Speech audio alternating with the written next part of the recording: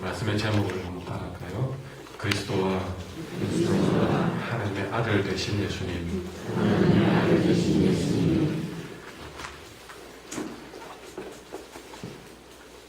오늘 말씀은 여러분이 잘 아는 베드로가 주를 3번 부인했던 말씀으로 이 고난주간 첫날 말씀을 증거하고자 합니다. 베드로는 주님이 잡혀가실 때에 말찍이 주님이 잡혀가시는 장면을 보고 뒤따라갔습니다. 모든 제자들이 도망을 갔지만 그래서 베드로는 멀찍이라도 주님을 따라갔습니다.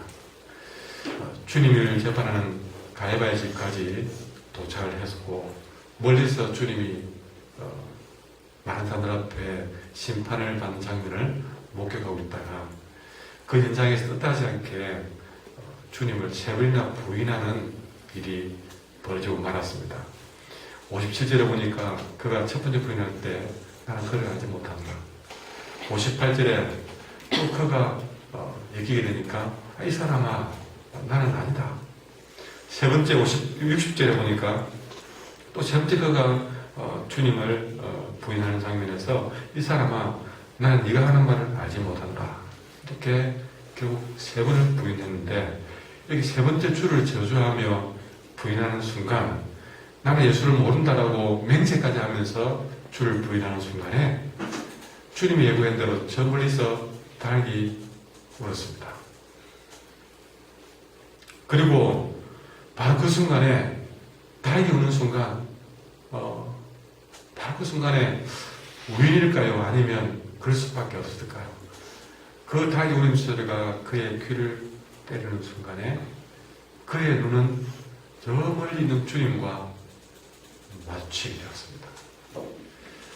아마 그 닭의 울음 소리는 주님이 이미 예고했을 때고 주님은 이미 그 자리에 베드로가 와 있다는 것을 알고 있을 것이고 그 주님도 베드로에게 내 말이 맞지 하는 그런 순간이지 않겠습니까? 베드로의 마음에도 그 닭 소리 이것이 딱 맞아뜨린 순간에 다른 것이 생각나지 않았습니다. 베드로의 생각에는 바로 주님이 생각났습니다. 성경에는 뭐라고 표현되냐면 닭이 우니까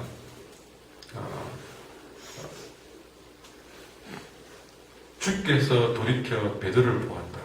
주님이 베드로를 보았다는 것이죠. 그리고 베드로가 주의 말씀, 그러니까 오늘 닭 울기 전에 네가 3번 나를 부인하리라 했던 것이 생각났다.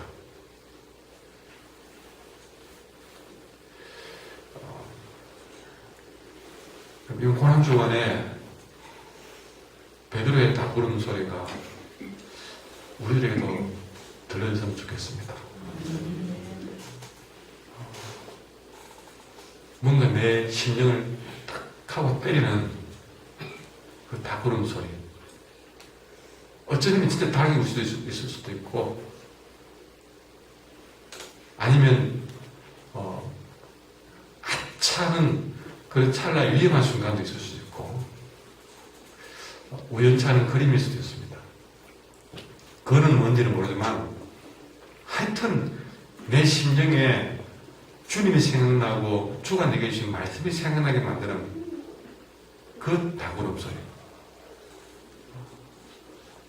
아마 그거는 여러분 각 개인들이 이거다라는 순간이 올 거란 것이죠.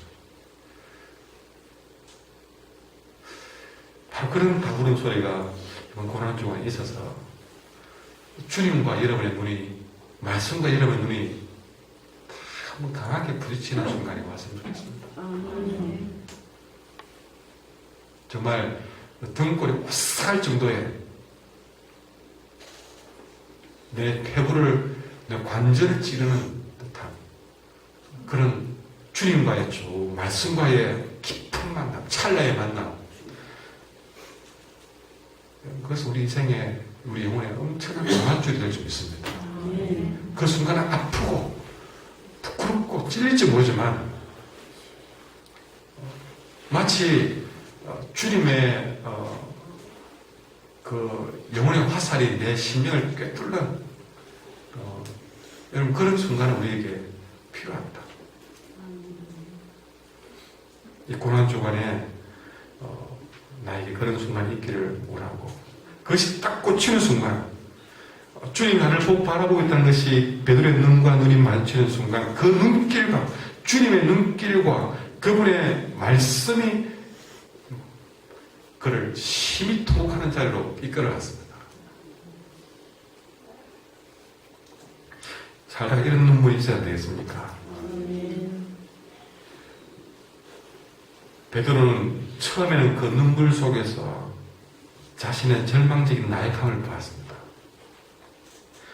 그의 한계를 보았습니다. 그의 죄인됨을 발견하며 울었습니다. 왜 그랬을까요? 얼마 전까지만 하더라도 그는 33절에 보면 주님, 나는 다른 사람과는 다르다고, 나는 주님과 함께 감옥에도 갈 것이고, 나는 주님과 함께 사형장에도 갈 준비가 다 되어 있다고 말을 했던 사람입니다. 나는 다른 사람과는 정말 다르다고 생각했습니다.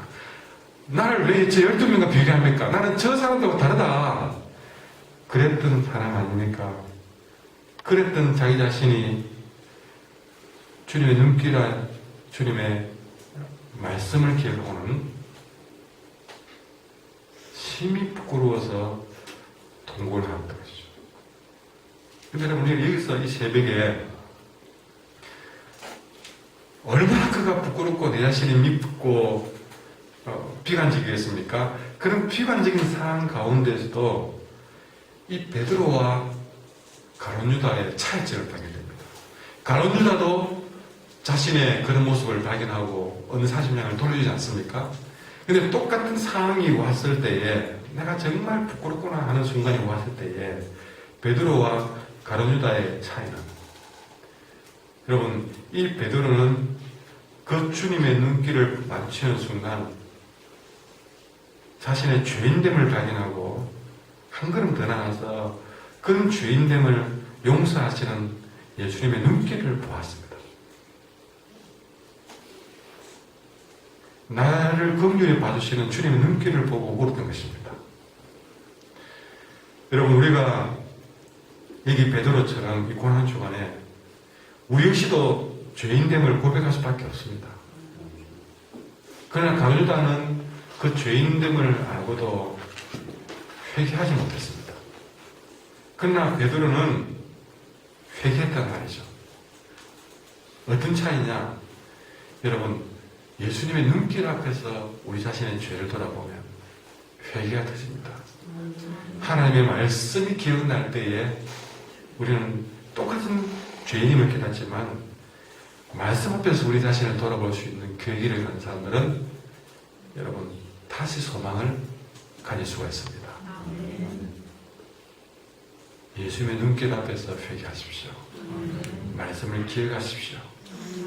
그러면 우리 다시 눈뜰 수 있고 일어설 수 있고 다시 소망을 가질 수가 있습니다. 오늘 내게 필요한 것이 무엇이냐? 바로 이것입니다. 예수님의 눈길 앞에 서보는 것. 다 살아온 일이야 50보 100보 너나 나나. 여러분, 이 강단에서 있는 목사도 그게 똑같이 써야 될 죄이죠. 그러나 똑같은 우리의 인생이지만 그래도 이 새벽에 나와서 말씀 앞에 선다는 것은 정말 큰 복이죠. 내 자신의 죄를 돌아봐도 우리 말씀 앞에 서서 우리 다시 일어설 수 있는 힘을 얻을 수 있는 것입니다. 무엇보다 사람이 범하는 죄에는 두 가지가 있습니다. 마음으로부터 나오는 죄가 있고 이미 그러니까 자범죄가 있습니다. 자범죄. 그러니까 알고도 짓는 죄. 마음에서부터 나오는 죄입니다. 두 번째는 육체의 연약함 때문에 말미암은 죄가 있습니다. 참 인생이 연약해서 짓는 죄가 있습니다. 알고도 짓는 죄가 있고 모르고 짓는 죄가 있습니다. 이 마음으로부터 나온 죄는 자발적인 악이지만 내가 연약해서 많이 하는 죄는 과실 있는 과실, 실패, 실수. 중요한 건 하나님이 이걸 구분하신다는 것이죠. 알고도 지었느냐 모르고 지었느냐. 참 어찌해서 못해서 지은 죄냐? 마음으로부터 계획도 하고 이미 준비된 죄냐? 그럼 세상 법정도 그걸 따지고 안 묻습니다. 하나님은, 근데 세상 법정은 그걸 다 못 캐냅니다. 하나님은 명확하게 구분해야 됩니다. 지금 베드로는 입술로 3번이나 부인했지만 그는 그가 계획한 게 아니었습니다. 참 두려움이 가득한 연약한 육신의 연약함으로 말미암은 죄였습니다. 그가 입술로 3번이나 부인했지만 마음은 여전히 주님을 좋아합니다. 사랑합니다. 진짜 그가 고백했을 때지 자기는 정말 한번 누구보다 더 열심히 주님을 사랑할 준비가 됐던 사람이었습니다.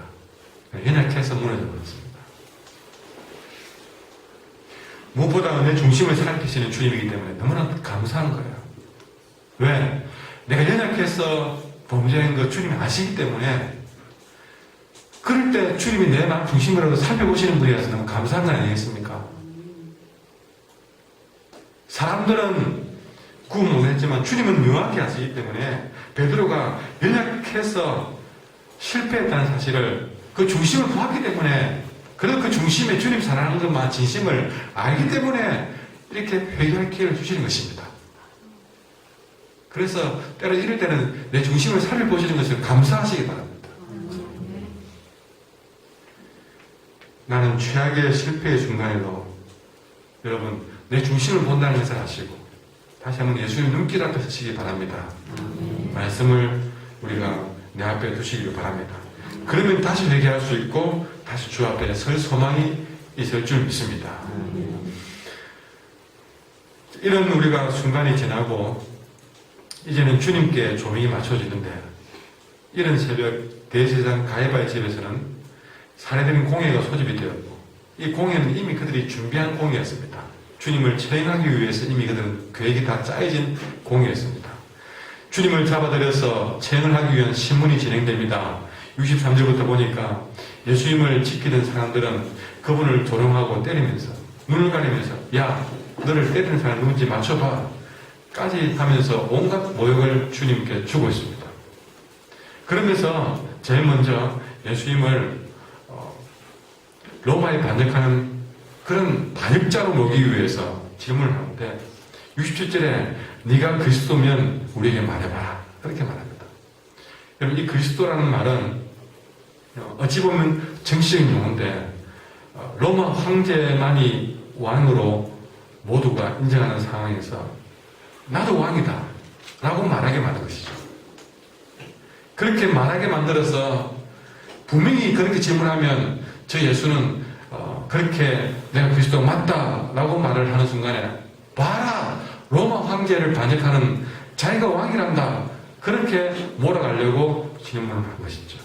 근데 예수님은 그 말에 대해서 67절 68절에 보니까 내가 말할지라도 너희가 믿지 않을 것이고 내가 물어도 너희는 따라다니지 않을 것이다 라고 말하면서 사실은 그 질문에는 정확한 답을 주지 않았습니다. 말고투리를 잡으려고 기다리는데 첫 질문에는 쉽게 말해 낚이지 않았다는 것이죠. 그러니까 두 번째 그들은 70절에 그러면 네가 하나님의 아들이 맞느냐? 라고 물어봤습니다.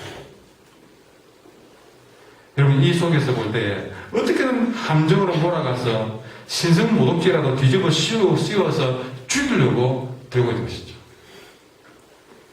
여러분 오늘 이 말씀을 보면서 한번 이 고난주간에 우리 자신을 적용했으면 좋겠습니다. 고난주간에 여러분 아니면 오늘 하루라도 여러분 말의 함정을 만들지 맙시다. 우리도 은근히 보면 말을 가지고 사람들을 시험에 끌어들이고 사람들을 유인하는 경우가 생기는데 말의 함정을 두지 맙시다.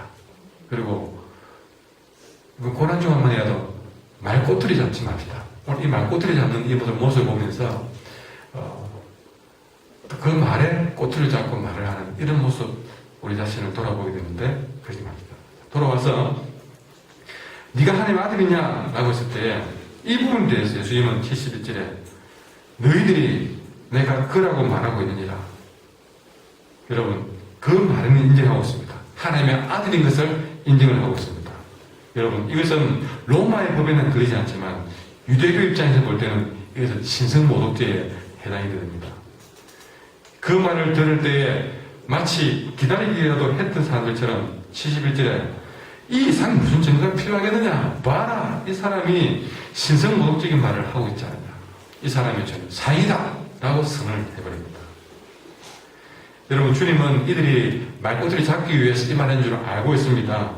또 이 대답은 자기를 죽음으로 내모는 그런 대답인 줄 알고 있습니다. 그리고 이 같은 질문에 굳이 답변할 이유도 없었습니다.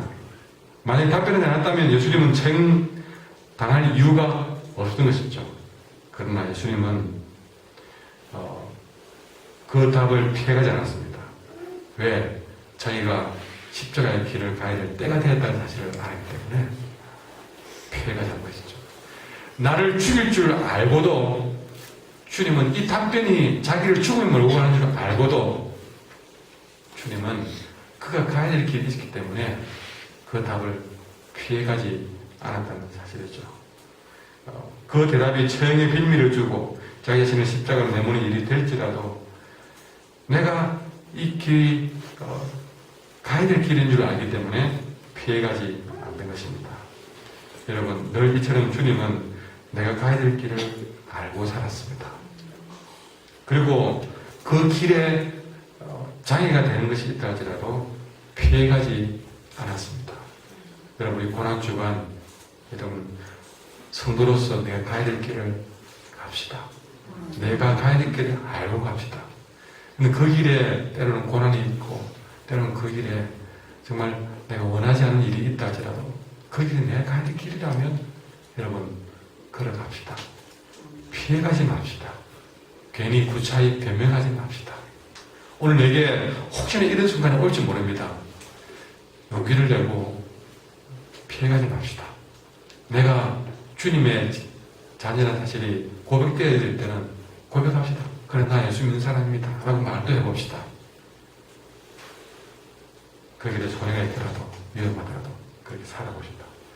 내가 분명히 가야 될 주의 길이 있다면 그것이 내게 해가 되더라도 불행이 되더라도 그렇게 나아간다면 여러분 그것이 바로 주님의 길이 아니겠습니까?